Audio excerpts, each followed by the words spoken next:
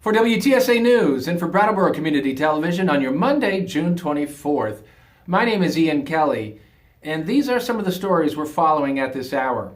State leaders in New Hampshire released the names and photos of the 7 people killed after a pickup truck hauling a flatbed trailer collided with a group of motorcyclists Friday evening. 45-year-old Aaron Perry, 42-year-old Desma Oakes, Joanne and Edward Core, both 58 years old, 59-year-old Albert Mazza, and 62-year-old Michael Ferrazzi, along with 58-year-old Daniel Pereira, were killed. They were members of the New England Jarheads Motorcycle Club. The men were all Marines. Investigators with the National Transportation Safety Board continued processing the scene on Sunday. Police say the driver of the truck, 23-year-old Volodymyr Zhukovsky of West Springfield, Massachusetts, is not facing any charges at this time. The investigation is ongoing. What can Vermont do to cut down on carbon emissions that are helping heat the planet? One idea is adding a carbon tax. That's not on the table right now, but just the idea of a carbon tax brought protesters to the Vermont State House on Sunday. Fluorescent yellow vests helped the no carbon tax Vermont protesters stand out, according to J.T. Dodge.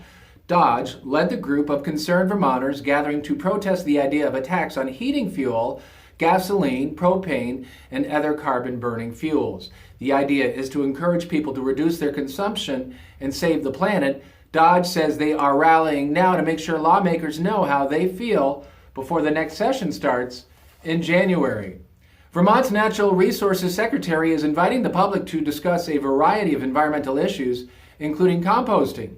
At the meeting tomorrow, Tuesday, June 25th, Julie Moore will be providing more information about Vermont's universal recycling as the day approaches in July of 2020, when food and food scraps are required to be separate from the trash. She will also give advice on how to start composting and reducing food waste and how to compost without attracting wildlife.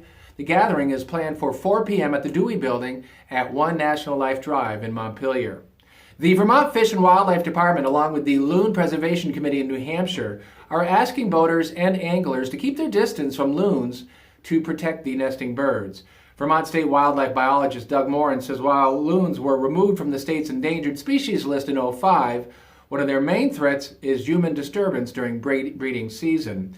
Morin is also reminding anglers to avoid using lead fishing tackle. Loons sometimes swallow stray tackle and get poisoned by the lead. In WTSA Sports, Women's World Cup soccer action today.